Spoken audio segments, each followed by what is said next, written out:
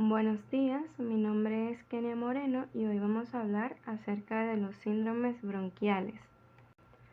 Comenzamos con la bronquitis aguda. ¿Cómo se define?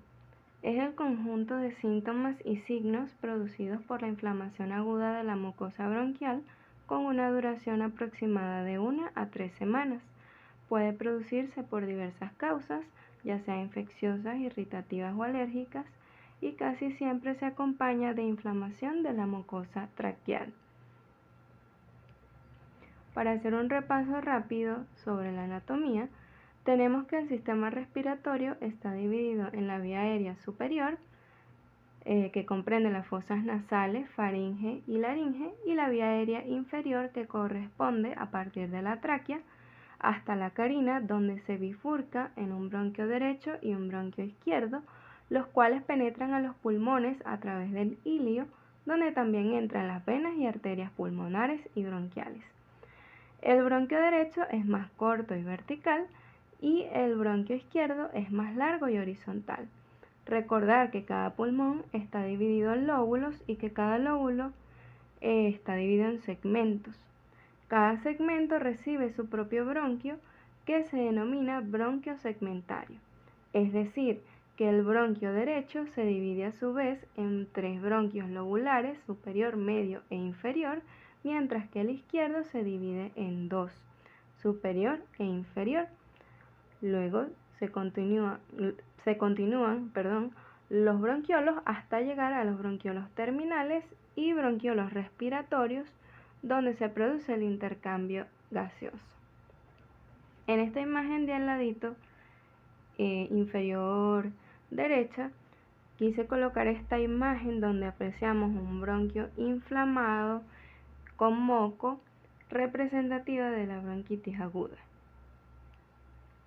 En cuanto a la fisiopatología, durante un episodio de bronquitis aguda, las células del revestimiento bronquial se irritan y la membrana mucosa se vuelve hiperémica y se edematiza, con lo cual disminuye la función de los cilios bronquiales. En consecuencia, las vías aéreas se obstruyen y aumenta la irritación. En respuesta, ¿qué pasa? Se desarrolla una abundante secreción de moco que causa esa tos persistente característica de la bronquitis. Con frecuencia, esta patología aparece después o acompaña a una infección de las vías aéreas superiores que se produce en pacientes sin trastornos pulmonares crónicos. La causa es casi siempre una infección viral, ya sea por rinovirus, virus de la influenza, coronavirus, y alrededor del 5% es causada por bacterias como el Mycoplasma pneumoniae, el Bordetella pertussis o Chlamydia pneumoniae. En cuanto a la clasificación, tenemos que la bronquitis aguda se puede clasificar según su gravedad y según su cuadro clínico. Según la gravedad, tenemos bronquitis aguda no complicada y bronquitis aguda complicada. En la bronquitis aguda no complicada se presenta tos menor de 3 semanas en un paciente inmunocompetente, en donde no hay fiebre, un paciente sin comorbilidades, un adulto joven. En la bronquitis aguda complicada es aquella tos que dura más de 3 semanas, que se pueda presentar en un paciente inmunodeprimido, con fiebre alta, un paciente con comorbilidades y que sea adulto mayor, por ejemplo. Y según el cuadro clínico, se clasifica en fase aguda o fase prolongada. En cuanto a la fase aguda, en cuanto a la fisiopatología, hay una inoculación e invasión de microorganismos en el epitelio traqueobronquial y hay una liberación de citoquinas y activación de las células inflamatorias. En cuanto al cuadro clínico, va a haber fiebre moderada, malestar general y mialgias, y la duración va a ser entre 1 a 5 días. Y en cuanto a la fase prolongada, en la fisiopatología va a haber una hipersensibilidad del epitelio traqueobronquial y de los receptores de las vías aéreas, va a haber una hiperreactividad bronquial, En cuanto al el cuadro clínico, se puede presentar tos, esputos, sibilancias y tiene una duración que puede llegar a ser de más de 3 semanas. En cuanto a la historia clínica, el motivo de consulta de este paciente puede ser tos persistente, dolor retroesternal, expectoración, fiebre. En cuanto a la enfermedad actual, este paciente puede relatar que comienza con una tos no productiva o manifestaciones de inflamación traqueal, en especial el dolor retroesternal que se exacerba con la tos. Con el correr de las horas, esa tos se torna productiva y hay una disminución paulatina del dolor que cesa al iniciarse la expectoración mucosa y luego purulenta si la bronquitis es por causas bacterianas. La fiebre es casi una constante y si la obstrucción de la luz bronquial es importante, hay disnea de distinta intensidad según el grado de la misma. En cuanto al examen físico, en cuanto a la fascia, podemos tener un paciente con una fascia normal o una fascia disneica, cianótica o febril en cuadros más severos. La temperatura va a haber un síndrome febril variable.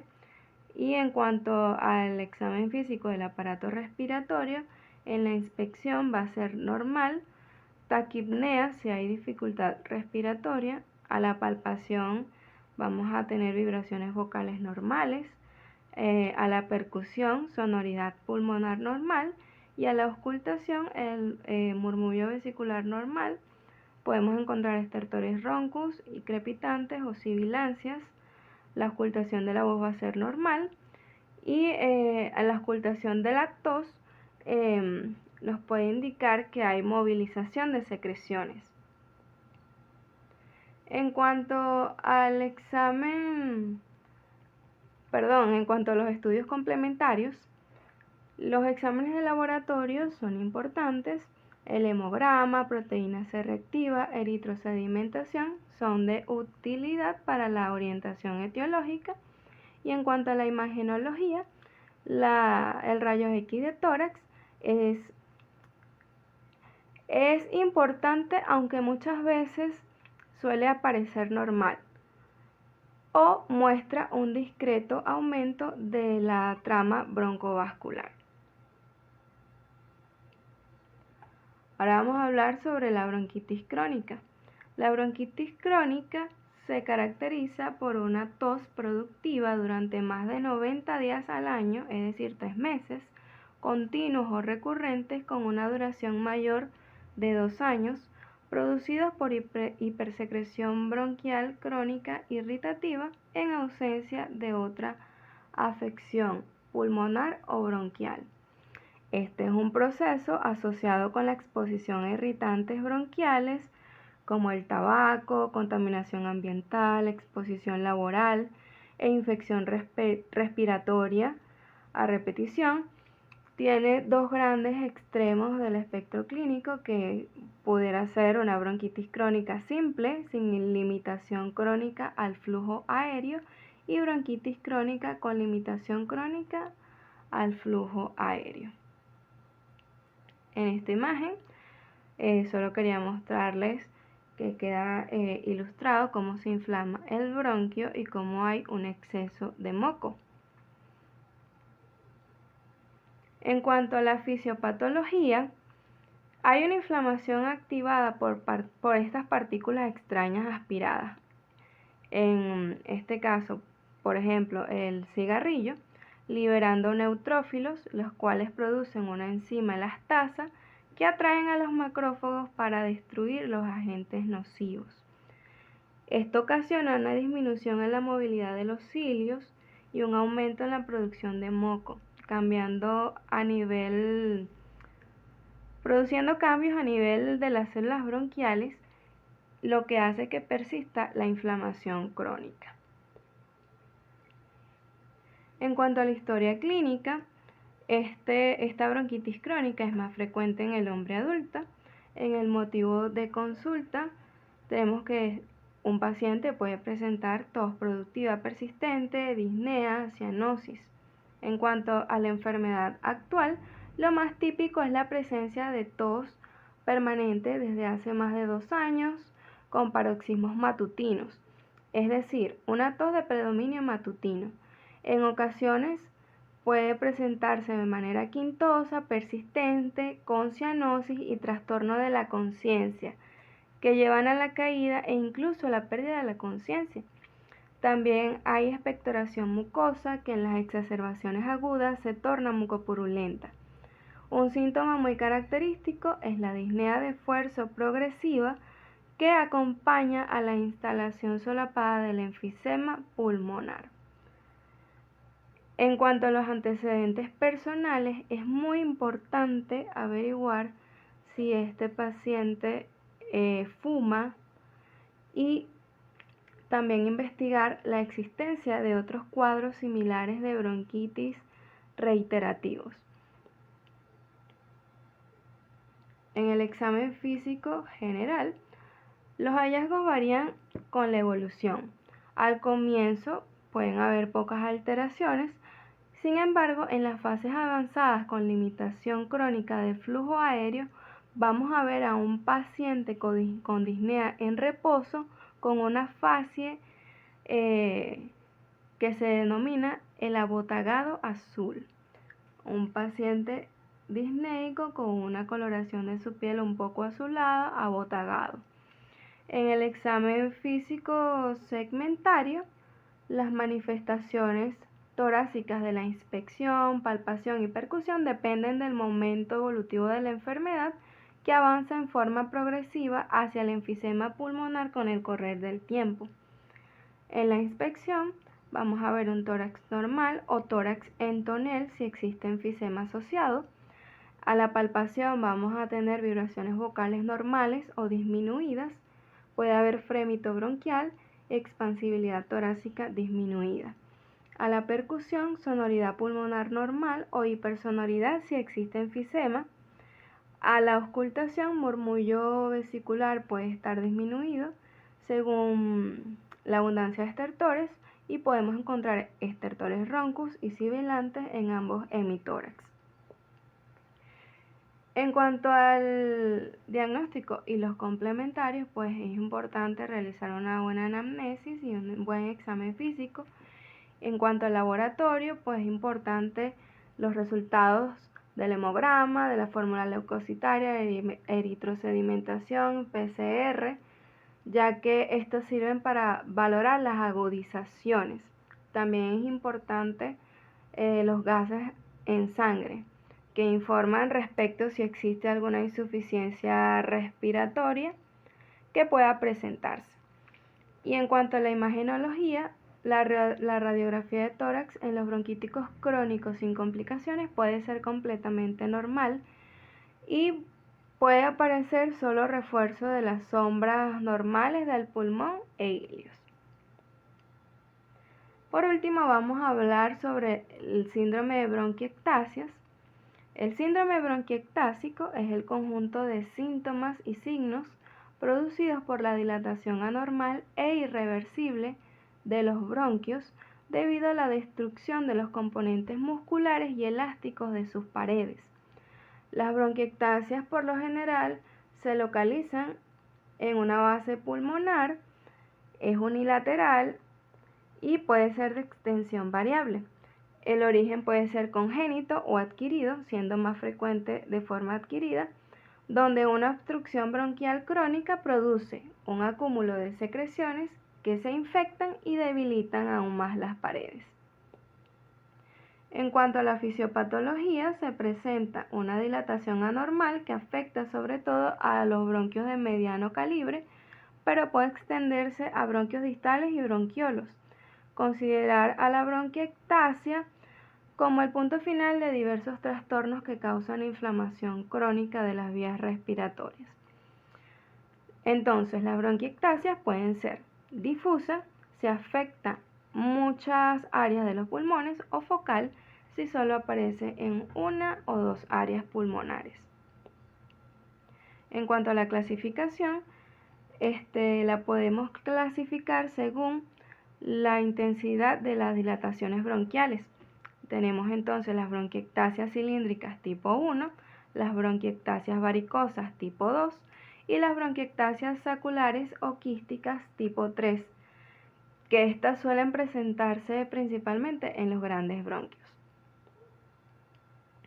En cuanto a la historia clínica, el motivo de consulta de un paciente con bronquiectasia puede ser tos persistente o tos productiva. En la enfermedad actual, este paciente nos puede referir una tos productiva persistente al despertarse con gran expectoración serosa, mucosa, purulenta o hemoptoica, y con esto elimina las secreciones acumuladas durante la noche. La presencia de la expectoración purulenta, a veces fétida, es signo de que hay alguna infección aguda agregada. Es importante que investiguemos los antecedentes en cuanto a la referencia de cuadros bronquiales obstructivos a repetición o de un síndrome anterior de atelectasia.